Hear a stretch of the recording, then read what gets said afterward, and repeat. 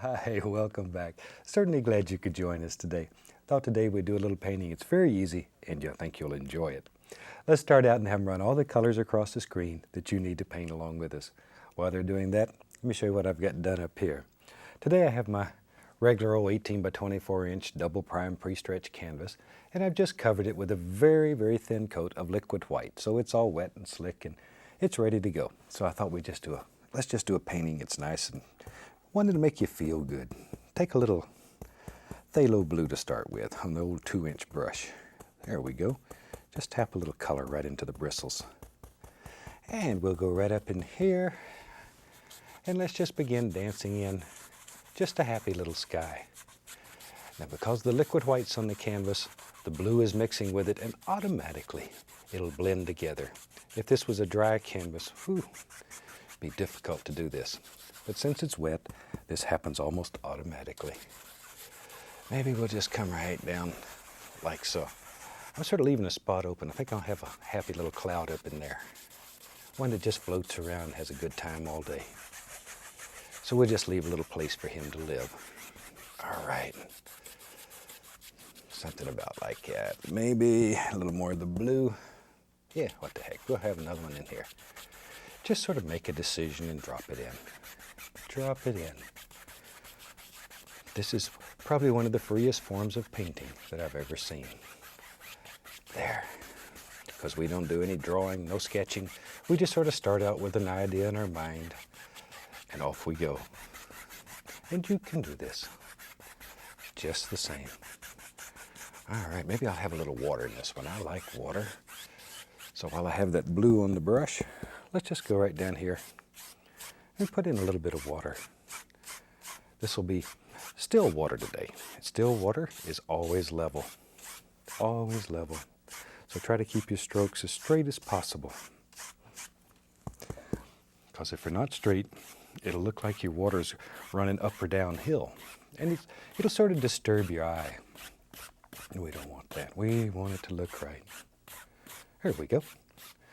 Now then, I'm going to take the same brush and go into a little bit of the midnight black. I just want to here and there just darken it a little bit, like right there. Just a little tiny bit. And maybe right in here. Just a little, just to change the flavor in a couple of places. All right. A little bit more in the water and we'll be in business. Okay. Notice we've left a little light area in here. If everything works just right, it'll look like a sheen of light coming across the water. A little shimmer. Okay, now then, let's wash the brush. Let's wash the old brush. There's a screen in the bottom of the bucket that we scrub the brush against. That screen allows the solid material to settle to the bottom. And that way your paint thinner remains relatively clean. And you can use it over and over. You just let it settle and off you go. Go right into titanium white with the old 2-inch brush. We'll just use it. It doesn't matter. Okay, but notice mainly one corner. It's got a lot of paint. The other corner is just about naked. Let's go right up in here. Take that corner. It has a lot of paint in it. And I'm just going to tap in a basic little cloud shape. We're really not too concerned. Just a little basic shape. Happy little cloud that floats around here in the sky. There we are. Now I've got several of each brush going here. So I'm going to get a nice dry 2-inch brush. And I'm going to tap the base, the back of the cloud there till it disappears. And then very lightly, 3 hairs and some air. Just very lightly blend over that. And that quick, we got a happy little cloud just floating around there. I'm going to do the same thing one more time. And in our world, maybe there's a little cloud that hangs around here. Clouds just sort of hang out, have a good time. Now, you see the reason I put the dark in is so that light looks brighter. That little bit of black that we added darkened the color enough so the white now looks much brighter than it would have. In order to show light, you need dark. Dark is what makes white show, or light color, period. It doesn't have to be white. It could be any color that's light. But you need that dark contrast to make it jump out and sing for you. Otherwise, it'll just sort of go away and leave you standing there by yourself. Once again, good dry 2-inch brush, clean. Well, relatively clean. And then we'll fluff this up. Just fluff it, fluff it, fluff it. There. Sort of the way I take care of my hair. I just grab it and lift it, tease it a little bit, and off we go. There we are. See, now we have another layer of clouds. That's easy. Anybody can paint clouds. Shoot. It's working so well. Maybe there's another little doer right in there. I don't know. It starts working and you start getting carried away and you just start playing with these little rascals, which is great because it gives you a lot of practice. Back to my clean brush. Now if your brush has just a little bit of paint on it, you can just beat the devil out of it like that and it'll clean it off without going through that entire cleaning procedure. Because I'm noted for being lazy and I look for ways to do these things that are easy. There we are. Something like that. Yes, absolutely. Now we have another layer of cloud, so we have a lot of depth in the sky already. This one I got to wash. It's got too much paint on it. So we'll just wash it off. There, shake off the excess. And just beat the devil out of it. All right. Let's make a little happy mountain today. For that, I'm going to use some black Prussian blue. We'll put some alizarin crimson and some brown in it. What the heck? Good dark color. But quite a bit of crimson in there. And with the blue, it'll give it sort of a lavender cast. Pull the paint out very flat. Cut off a little roll of paint. Let's go right up in here. And with that little bit, we can go in here, decide where our mountain lives, and let's just drop it in. There it comes. It really doesn't matter. Just make a mountain. Unless you're trying to paint a particular mountain, just do one that you like. Now sometimes you want to paint a particular mountain, and then you should follow the basic shape and form of that mountain. But a lot of times, I just make them up. Most of the time, I just make them up. In our world, we can do anything that we want to do. There.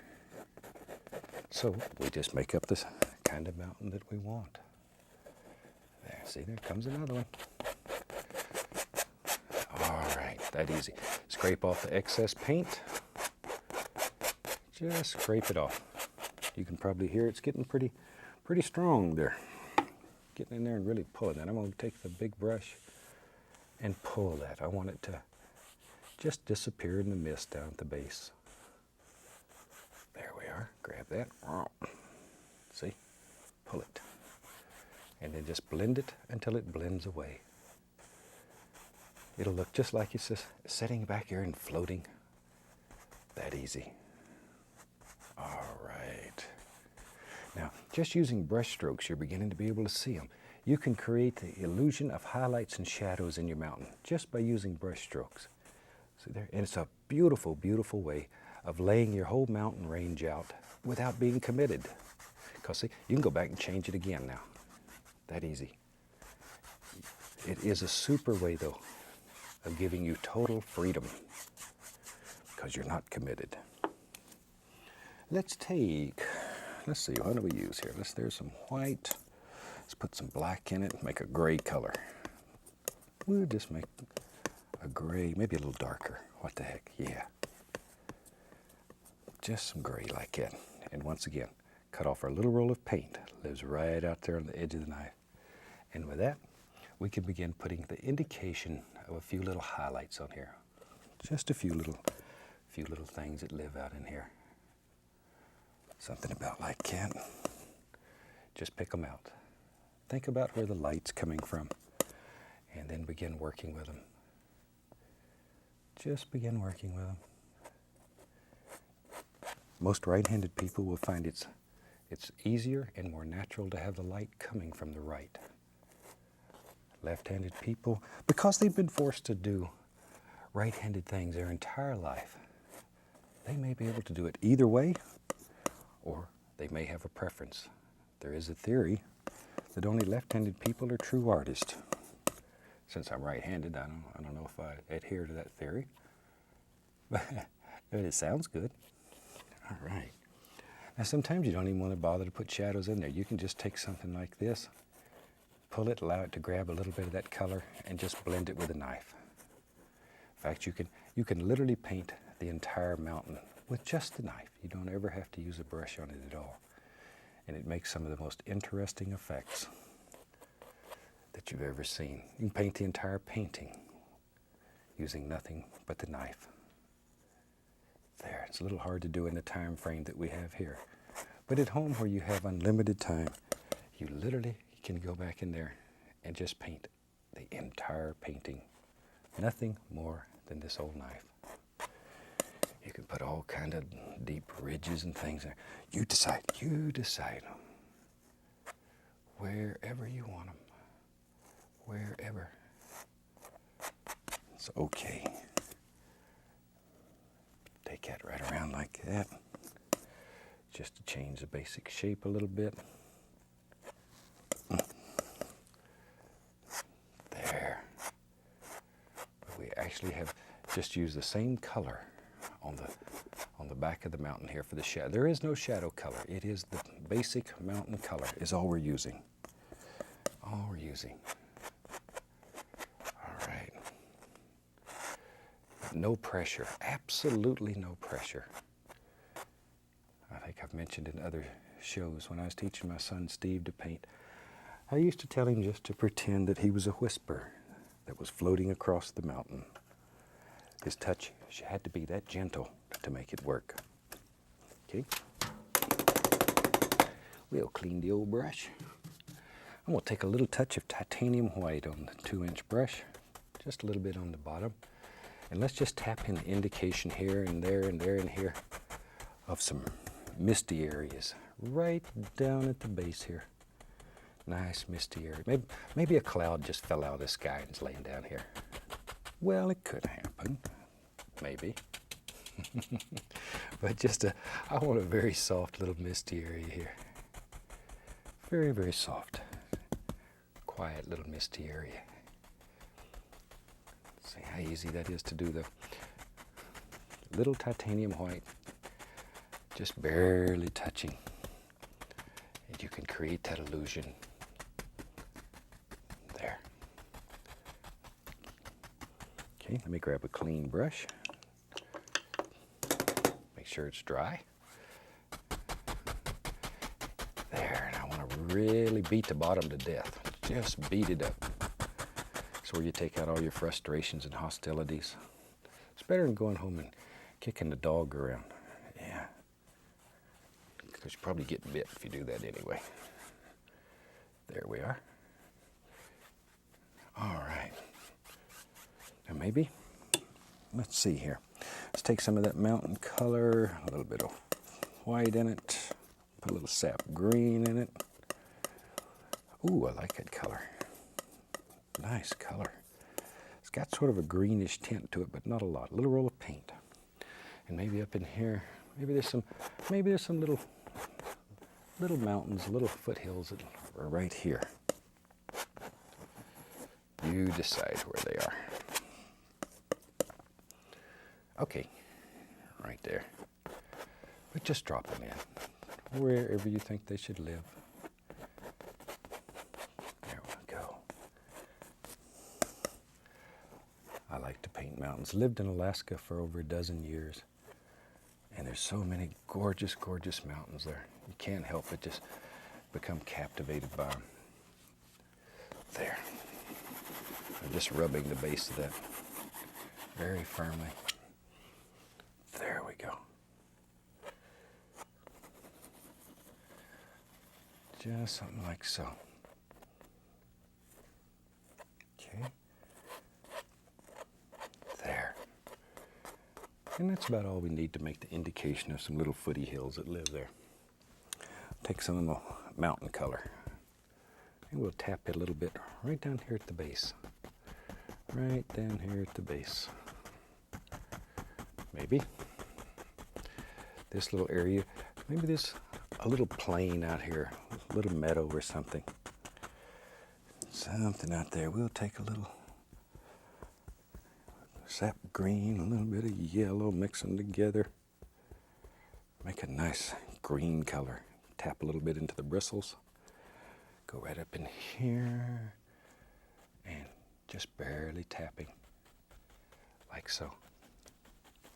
We'll just put the indication of some little green things that live back here. As I say, this might be a little meadow or something way back right at the foothills. It's up to you. You decide.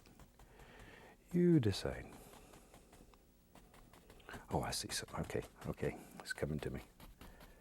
As you paint, you'll see these things. You do get excited. There. I see. Let me grab a number 3 fan brush, a little bit of brown on it. Watch right here. There it is. Maybe there's a little path, a little road or something. It goes way back up in there, a little dark sand on it too. Van Dyke, dark sienna mixed together. There it comes. See? All right, take a little touch of white right on the same brush. And you go right back and highlight a little of that. Don't want much, just enough to make it sparkle here and there. There. All right. A little blue, a little mountain color, a little sap green, all those nice colors we had. Let's have water. I'll make some reflections. There we go. Just pull straight down to make reflections. Reflections are one of the easiest things that happen in this technique. One of the easiest. Shoot, as a traditional painter, reflections used to drive me crazy. Hard to do. Sometimes I'd even turn the canvas upside down and try to repaint things. This, all you do is pull it down, go across, and you instantly have it. That easy. Already looks like water. We hadn't even done anything. Okay, let's take Prussian blue, black, brown, crimson, sap, mix them together. All right, let me wipe the old knife. I just wiped the knife on a paper towel. Fan brush, number 6. A lot of color. And maybe there's some little distant trees back in here. There they are. There they are. See them? Just some little indications. There they come. Maybe they come right on down. If they're real small, you can just do like that and lift up. See? That easy. That'll give us an indication of some little background trees far away. Of course, I missed the bottom of the grass up there. Very hard to correct. We'll have to do all of that. We don't make mistakes, shoot. You can do easy. I tell you what, I want a big tree. You know me, I like big trees. I think I'll put a big tree right there. One of the ways of making a big tree, you can just use the knife. We'll just use a knife today. I like to make these trees with a knife because when they get dry, they're very thick and they stand off the canvas. Very neat. Very neat. If you try to do this with a brush, I just don't think it would work right. But you can take that knife and make these beautiful trees. That easy. They live right there on your knife. All you got to do is just sort of shake them out. Okay, see? Maybe back to my fan brush. Maybe I want a few more little trees right here. You decide. And you can change your mind at any time that you desire. Any old time that you desire. Maybe down in here, take a little brown. Maybe there's all kinds of little things living in there. Whoops, got a little duder hanging off there. There we go. All kinds of things. Now then, maybe over in here. Yeah, why not? We'll put a tree right there. We showed you how to make one with a knife. Now you can make them with a fan brush, or 1-inch brush, 2-inch. It doesn't matter. You can really make trees with just about any old thing. Shoot, we'll put several trees right here. There they come. Try making those trees with a knife, though. You'll be shocked at what you end up with. You can make some gorgeous, gorgeous effects. And once again, you can paint the entire painting using nothing but the painting knife, if you want to. If you want to. It's just a way of giving you more options to paint. And the more ways that you can find to paint, the happier it'll make you. Maybe that comes right on down to there, we don't know. We'll take a little more of that brown. So you can just put all kinds of little dooders in there. Isn't that neat, though? You really can do that. Okay, now let's have a little fun here for just a second. The tree that's made with a knife. I'll show you how you can highlight it with a knife. We'll take a little green, just touch and barely go over it so that it just picks up on those high points. See there? That's all there is to it. And then on the other side, there wouldn't be as much light. It'll be a darker green. So you can put a few little indications. Not as many, though. You want that side to remain darker. But just like that, you can make a tree. Or you can do it the normal way that we do it. We'll take a little sap green, some of the yellows, mix them together, and we can make a nice green and come back and highlight it. Either way, just want to show you a couple different ways you can make very effective little trees. There he is. There he is. Just a few little dooders there.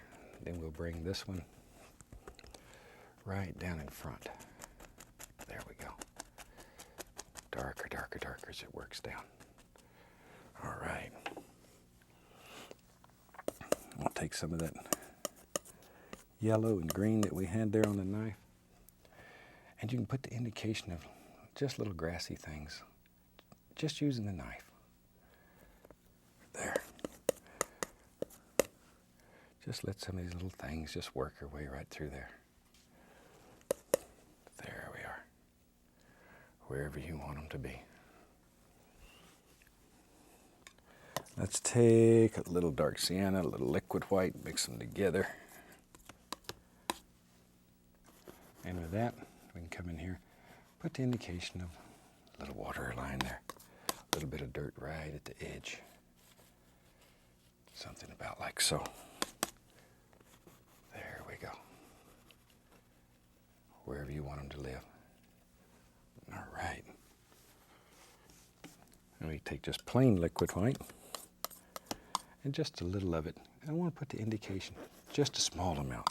A little watery line lives right down at the bottom. There. Shoot, maybe there's a little stone right there. Put a little brown in. Take a little brown and white. You can highlight that rascal a little bit. And you're in business. That easy. You can make a happy little rock that lives there. In your world, you decide. There we go. And with that, I think we've about got a finished painting. We'll sign this little rascal, call it done. Take a little bit of red, a little paint thinner, and we'll sign it. Really hope you've enjoyed this little painting. Would love to hear from you if you have time to drop us a line. Until then, from all of us here, I'd like to wish you happy painting, and God bless, my friend.